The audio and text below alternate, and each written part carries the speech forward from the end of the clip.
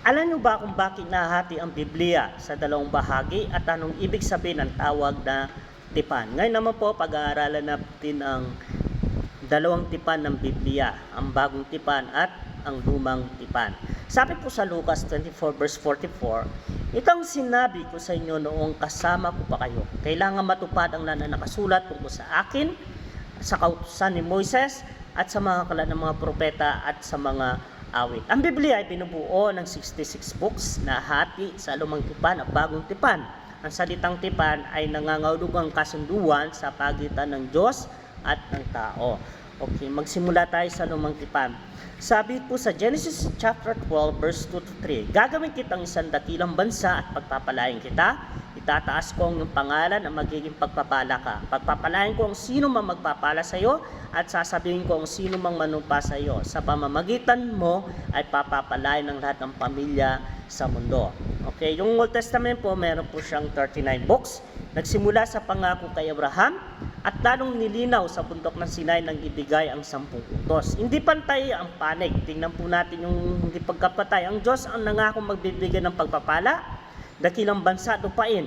Ang tao naman ang inaasahang sumamba at maglingkod lamang sa Kanya. Ito pa rin po yung 10 utos. Sabihin po, naglalarawan ng iningi sa pagsamba at paglilingkod. Dito po natin, dito po yung requirements ng Diyos sa paglilingkod sa Kanya sa pamamagitan ng utos.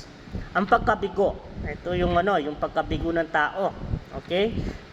Sabi po sa Hebrews chapter 8 verse 7 to 9, sapagkat kung ang unang tipan ay walang kapintasan, hindi na kailangan ng pangalawa.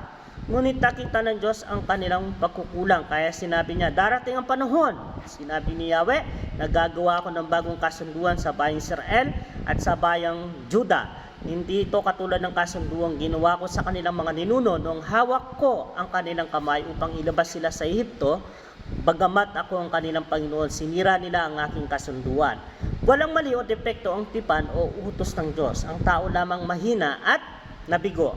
Ang mga utos ay nakasulat sa mga tapyas na bato. Ipinakita nito kung ano ang tama, ngunit hindi kayang baguhin ang puso ng tao kasi po makasalanan. Okay? Dahil sa lubos na pagkabigo ng tao, lumipat ang focus mula sa kakayahan ng tao patungo sa awa at habag ng Diyos. Ito po yung tinatawag na bagong tipan. Ano naman po yung pangako sa bagong tipan na ito? Sabi po sa Jeremiah 31 verse 31 to 34. Darating ang panahon, sabi ni Yahweh, nagagawa ko ng bagong kasunduan sa bayang Israel at sa bayang Juda. Hindi ito katulad ng kasunduan ginawa ko sa kanilang mga ninuno noong hawak ko ang kanilang kamay upang ilabas sa ito.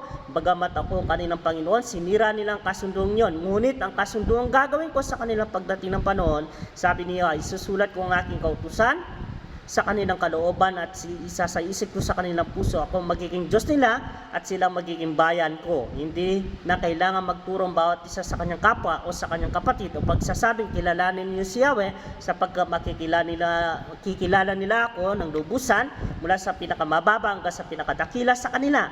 Patatawarin ko ang kanilang kasamaan at hindi ko naalalahanin ang kanilang mga kasalanan. Pinakako ng Diyos ang pagbabago mula po sa Old Testament at sa Bagong Tipan. Mula sa nakasulat sa bato, magiging nakaukit na sa puso ng tao. Anong layunin?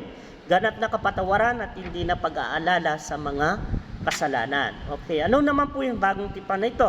Okay, yung kanina po yung pangako sa bagong tipan, ito naman po yung bagong tipan.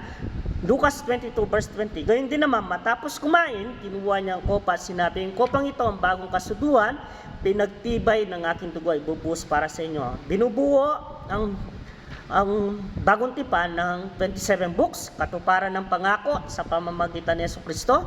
Ipinakita kung paano ibibigay ng Diyos ang kapatawaran at awa ng makasalanang tao. Okay. So kabuuan ng Bible, 66 na aklat, 39 books sa Old Testament, 27 books sa Bagong Tipan. Ang tipan ay kasunduan, walang mali sa bahagi ng Diyos, ang tao lang ang nabigo. Okay. Sa lumang tipan, nakasulat sa bato, ipinakita ang kahinaan ng tao. sa bagong tipan nakaukit sa puso na tupad kay Jesucristo, nagdadala ng lunas ng kapatawaran.